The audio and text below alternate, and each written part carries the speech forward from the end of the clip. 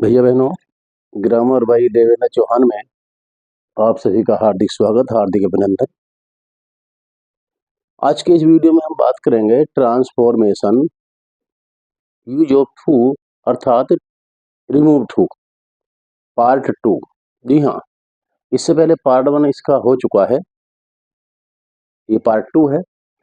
भैया बहनों, इसमें केवल 6 ही सेंटेंसेज हैं और इन 6 सेंटेंसेज को आप 6 सेंटेंस मत मानिए, ये 6 अलग अलग रूल्स हैं। जी हाँ, ये 6 अलग अलग रूल्स हैं, बड़े ध्यान से समझिए और इससे पहले आप पार्ट 1 को अवश्य देख लेना। देखते हैं। He is too fat to run fast. ध्यान दीजिए वाक्यों पर, देखने में एक से लगेंगे लेकिन बहुत बड़ा अंतर है भैया बहनों। ये तो आप जानते ही हैं, he is too fat to run fast, अर्थात वह इतना मोटा है, इतना मोटा है, इतना मोटा है कि इस कार्य को करने में असमर्थ है।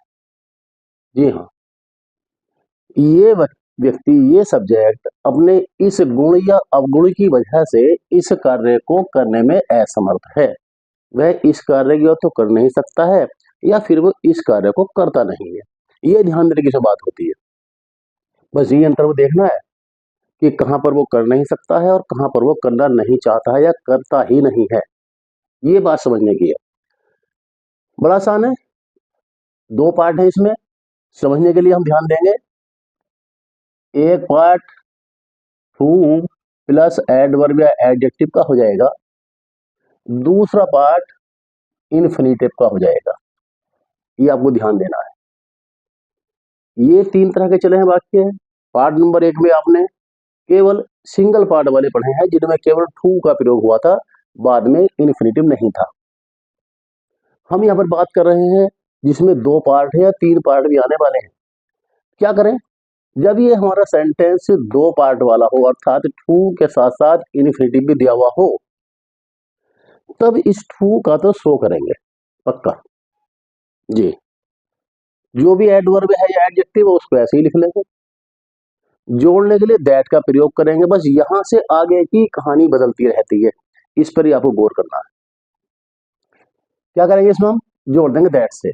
अब हमें ये देखना है कि ये जो कार्य हो रहा है, ये जो व्यक्ति है, ये व्यक्ति सजीव है। जी हाँ, ये व्यक्ति सजीव है। यही व्यक्ति अपने इस गुण या अवगुण की वजह से इस काम को करने में असमर्थ है। तो जब इस कार्य का रिलेशन, जी हाँ, जब इस कार्य का रिलेशन इस व्यक्ति से ही हो रहा है, जी, तो दैट के बाद में यही व्यक्ति, यही नाउन फिर से सब्जेक्ट बनकर आएगा। यही सब्जेक्ट फिर से सब्जेक्ट बनकर यहाँ पर आएगा। इस बात को आप गौर से ध्यान में रख लीजिएगा, ये बार बार आपको काम आने वाली है। और यदि ये प्रेजेंट टेंस है तो यहाँ पर कैन नोट कर देते हैं, और यदि ये पास्ट टेंस है तो यहाँ पर कुड नोट कर देते हैं। और बाकी आपका इन्फिनिटिव खत्म और रन फास्ट, रन फास्ट, ये ध्यान देना है। बाकी बन गया, he is so fat that he can not run fast. वह इतना मोटा है कि वह तेज नहीं दौड़ सकता है। ओके, चलिए। Ram is too truthful. Ram इतना ईमानदार है, इतना सत्यवादी है, टू टेल ए लाई। यहां पर भी 2 ही चीजें हैं, यहां पर भी आपका देखिए 2 ही पार्ट है, टू प्लस एडजेक्टिव है और आगे इन्फिनिटिव आपका है। वही विधि, टू को सो में बदल देंगे, ट्रूथफुल का ट्रूथफुल और दैट से हमने जोड़ दिया। लेकिन भैया मैंने इसका आगे आप देखिए, यहाँ पर तो हमने इसी सब्जेक्ट को दोबारा सब्जेक्ट बनाया, तो यहाँ भी ये सब्जेक्ट बन गया, क्योंकि इस वर्ब का संबंध, इस कार्य का संबंध इसी सब्जेक्ट से है। भाई राम इतना सत्यवादी है कि वह झूठ नहीं बोलता, बनाएंगे। अब ये ही के बाद हमने यहाँ पर कैन नॉट लगाया है, लेकिन यहाँ पर डज नॉट या विल नॉट लगाया है। यहाँ हमने कैन नॉट नहीं लगाया। इस बात को समझने की आप का प्रयास करें आप। अच्छा, क्यों हुआ? जी हाँ, प्राय कैन नॉट ही लोग लगाते हैं सब जगह, लेकिन भैया बहनों सब जगह कैन लगाना ही तर्क संगत नहीं है, वही सुटेबल नहीं है। इसके लिए हम डू डज नॉट का प्रयोग भी कर सकते हैं, पास्ट टेंस है तो डिड नॉट का प्रयोग भी कर सकते हैं, will not, shall not, would not का प्रयोग भी कर सकते हैं। और आगे और जब हम पार्ट नंबर 3 में जाएंगे तो शुड का प्रयोग भी होगा, मस्ट का प्रयोग भी होगा, तो बात की बात रही।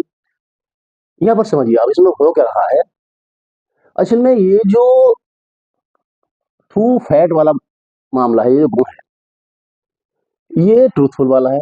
अब ट्रूथफुल एक ऐसा गुण है जो व्यक्ति के शारीरिक गुण में नहीं आता, ये व्यक्ति का चारित्रिक गुण है, ये उसका मानसिक गुण हो सकता है, लेकिन मोटा होना उसका चारित्रिक गुण नहीं है, उसका मानसिक गुण नहीं है, ये उसका केवल शारीरिक गुण है, ये उसकी क्षमता को दर्शाता है, शारीरिक क्षमता को दर्शाता है। तो जब ये गुण आपका मानसिक गुण हो, चारित्रिक गुण हो, तो फिर हम यहाँ पर डज नॉट या विल नॉट या टेंस के अकॉर्डिंग डिड नॉट या वुड नॉट का प्रयोग करेंगे, और करना चाहिए। तर्क संगत बात समझिए आप, भाई वह इतना मोटा है कि तेज नहीं भाग सकता, अगर भागना चाहेगा भी तब भी नहीं भाग सकता क्योंकि मोटा है, तो इसलिए कैन नॉट लग गया। लेकिन भैया Ram is true truthful, Ram इतना सत्य बोलने वाला है कि यदि वो झूठ बोलना चाहे तो नहीं बोल सकता, बोल सकता है, झूठ बोल सकता है, लेकिन झूठ बोलेगा नहीं है, झूठ बोलता नहीं है। अरे झूठ बोलने में कुछ जा रहा है क्या, मैं ही बोल दूं क्यों भाई, नहीं। लेकिन राम यहाँ पर इतना ईमानदार है, इतना ट्रूथफुल है कि वो झूठ बोलता नहीं है, झूठ बोलेगा नहीं, झूठ बोल तो सकता है, इसलिए यहाँ पर कैन नॉट लिखा आया। जी हाँ, क्योंकि इस काम को वो करता ही नहीं है, ऐसे नहीं झूठ बोल नहीं सकता, बोल सकता है, तो इसलिए हम यहाँ पर डज नॉट या विल नॉट या did not according to tense और अकॉर्डिंग टू सब्जेक्ट लगाएंगे। बात समझ में आ गई। ये गुण शारीरिक क्षमता को दर्शा रहा है, इसलिए कैन नॉट आ गया, पास्ट टेंस में कुड नॉट आ जाता। ये गुण आपका उसके चारित्रिक गुण को दर्शा रहा है, इसलिए कैन नॉट नहीं, डज नॉट या इत्यादि, विल नॉट, डिड नॉट इत्यादि में से कोई भी कर्ता और काल के अकॉर्डिंग आएगा। आगे बढ़ते हैं। Harry is too strong for me. अब देखिए यहाँ पर 3 पार्ट आपके हो गए, एक टू वाला हो गया, एक इन्फिनिटिव वाला हो गया, और एक पार्ट और आ गया फोर वाला। अभी तक दोनों सेंटेंसेस 2 पार्ट वाले थे, टू वाला था और इन्फिनिटिव वाला था। ये बहुत आसान है, ये तो कोई परेशानी इसमें नहीं है। जो भी सेकंड पार्ट में यानी 4 के बाद जो भी दिया हुआ है ऑब्जेक्ट के रूप में, बस दैट के बाद उसी को सब्जेक्ट बनाना होता है। बाकी वही है, टू को हटाएंगे 100 लगा देंगे, और 4 को 4 में हट करके दैट से जोड़ेंगे, और जो भी यहाँ पर ये ऑब्जेक्ट होगा उसको ही सब्जेक्ट बना देंगे। और फिर वही प्रेजेंट इंडेफिनिट टेंस है, तो कैन नॉट, बीट। लेकिन यहाँ पर ध्यान दीजिए, अब आप ये जो बीट वर्ब है ये ट्रांजिटिव वर्ब है, जी हाँ, ये सहकर्मक क्रिया है, इसके बाद ऑब्जेक्ट आ सकता है। इसीलिए अगर हम बाकी केवल इतना लिख दें कि हरी इतना ताकतवर है कि मैं पीट नहीं सकता, हरी इतना ताकतवर है कि मैं पीट नहीं सकता, तो बाकी कुछ इनकम्प्लीट लग रहा है, अधूरा लग रहा है। सही बात कभी है कि हरी इतना स्ट्रॉन्ग है, इतना मजबूत है कि मैं उसे पीट नहीं सकता। जी हाँ, इस बीट के ट्रांजिटिव होने के कारण यही जो सब्जेक्ट है आपका, ये हरी, यही हरी, ये सब्जेक्ट ऑब्जेक्ट की भांति अपनी क्रिया के बाद में आएगा, अर्थात इस सब्जेक्ट का वहां पर ऑब्जेक्टिव केस लगेगा, और इसीलिए इस हरी का यहाँ पर ये ऑब्जेक्टिव केस आया है यहाँ पर। बाकी सही है, आपके 3 नियम हो गए। आगे चलते हैं। The tea is too hot for Tanvi to drink. ये दोनों बाकी एक से ही है, बिल्कुल कोई अंतर नहीं है। जी हाँ, ये दोनों सेंटेंस बिल्कुल एक से हैं। दी टी इज टू हॉट, चाय इतनी गर्म है, तन्वी के लिए गर्म है साहब, कि तन्वी इसे पी नहीं सकती, वो Tanvi can not drink it. और ड्रिंक भी ट्रांजिटिव वर्ब है, जैसे हमने यहाँ पर हिम को लगाया है ऑब्जेक्ट की भांति, ऐसे यहाँ पर ये चाय के लिए इट लग गया ऑब्जेक्ट की भांति, सीधी सी बात है। तो फिर इस वाक्य को लिखने का औचित्य क्या था, प्रश्न उठता है ना। औचित्य ये था, इसी सेंटेंस को या इस जैसे एक सेंटेंस को आप यहां देखिए, the tree is too high to climb. 2 part है भैया, 3 पार्ट नहीं है, टू है और एडजेक्टिव है, और आपका इन्फिनेटिव है, ये देखिए आपका इन्फिनेटिव है। तो ये वाक्य आपको ऐसा ही लग रहा है जैसा ये है, ऐसा ये है, ये वाला। तो वाक्य बन गया, the tree is so high that, जैसे ही सो फैट दैट, और दैट के बाद ये सब्जेक्ट आ गया था यहाँ पर, लेकिन यहाँ पर तो कोई सब्जेक्ट नहीं आया भैया। अच्छा बाकी इसको देखिए फिर से, भाई चाय गर्म है, चाय गर्म है, यहाँ पर जो ही है वो है इस कार्य को खुद कर रहा है, ही मोटा होने की वजह से इस कार्य को करने में असमर्थ है। तो क्या यहाँ पर ये जो चाय है वो गर्म होने की वजह से अपने आप को खुद पिएगी क्या? नहीं पिएगी ना, इसके लिए सब्जेक्ट चाहिए। यहाँ पर तो सब्जेक्ट दिया हुआ तन भी, लेकिन यहाँ देखिए आप, भाई पेड़ बहुत ऊंचा, पेड़ ऊंचा है, तो पेड़ ऊंचा है तो क्या पेड़ खुद पे खुद ही उसकी चोटी पर चढ़ेगा क्या? यानी ऊंचाई तो पेड़ की दी हुई है, लेकिन इस पेड़ का डायरेक्ट संबंध, इस ट्री का डायरेक्ट संबंध इस क्लाइम से नहीं, अर्थात ये सब्जेक्ट ट्री इस काम को खुद नहीं करेगा, जैसे यहाँ पर ही ने ये काम खुद किया है या राम ने ये काम स्वयं किया है, खुद किया है।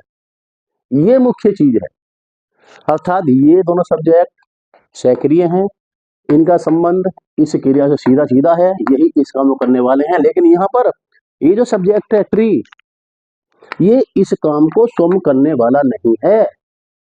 यहाँ पर तो चाय को पीने वाली तन्वी है, तो तन्वी सब्जेक्ट बन गई, ये देखिए, लेकिन यहाँ पर तो कोई नहीं है भाई। और भैया बहनों, जब कोई नहीं तो कोई नहीं, जब सब्जेक्ट कोई नहीं तो कोई नहीं, अर्थात दैट के बाद नोबडी, यानी ये सब्जेक्ट खुद भी इस काम को नहीं कर रहा, और कोई सब्जेक्ट तन्वी के वहां दिया भी नहीं है, तो सब्जेक्ट जब कोई नहीं तो कोई नहीं, अर्थात नोबडी।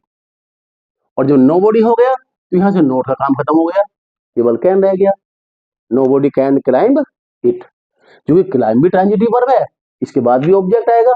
जैसे यहाँ पर टी के लिए इट आया है, ऐसे वहां पर ट्री के लिए भी इट आ जाएगा। ऐसे ना करें तो वन कैन नोट कर लें। अरे भैया नो बॉडी का मतलब क्या है? नोट एनी बॉडी, अर्थात one can note, any body can note, any body can note या वन कैन नोट, और क्लाइंब इट। नो बॉडी के साथ में नोट नहीं लगेगा, केवल कैन लगेगा। और आप एनी बॉडी से करेंगे या वन कैन नोट से करेंगे तो नोट आप लगा रहेगा। नेक्स्ट देखिए आप, the box is too heavy to be lifted. गौर से देखिए भैया मैंने सेंटेंस को, बी को देखिए बंद किया गया है, इसीलिए बहुत महत्वपूर्ण सेंटेंस है। The box is too heavy to be lifted, मैं आपको फंडा बता रहा हूं, नियम को छोड़िए आप। यदि रिमूव टू वाले सेंटेंस में इन्फिनिटिव वाले भाग में, जी हाँ, यदि बी आ रहा है, ये बी, तो इसके बाद में वर्ब की फर्स्ट फॉर्म भी आ सकती है, इसके बाद में आपकी वर्ब की थर्ड फॉर्म भी आ सकती है, ये पैसिव भी हो सकता है, ये एक्टिव भी हो सकता है। नियम अलग अलग क्यों सीखना चाहते हो? केवल एक फंडा, यदि इन्फिनिटिव वाले भाग में बी आ रहा है तो चाहे ये सब्जेक्ट एक्टिव यानी सक्रिय है या नहीं है, चाहे ये व्यक्ति है या वस्तु है, कोई भी क्यों नहीं है, इसी ही को दोबारा यहाँ पर सब्जेक्ट बना दीजिए। ये जी हाँ, अगर बी आ रहा है तो यही सब्जेक्ट, चाहे ये व्यक्ति है या वस्तु है, खुद काम कर रहा है नहीं कर रहा है, यही सब्जेक्ट दोबारा दैट के बाद में यहाँ पर सब्जेक्ट बनकर आएगा। और चूंकि दी बॉक्स है तो बॉक्स के लिए हम फिर दोबारा बॉक्स नहीं लिखेंगे ना। अरे भैया नाउन के बाद तो प्रोनाउन आता है, और दी बॉक्स का प्रोनाउन क्या बैठेगा? इट बैठेगा, इसलिए it can not be lifted. कोई समस्या है तो निसंकोच मुझे 9927258969 पर फोन कीजिए, अपनी समस्या को हल कराइए। आपने वीडियो देखा, बहुत बहुत धन्यवाद, best of luck, thank you.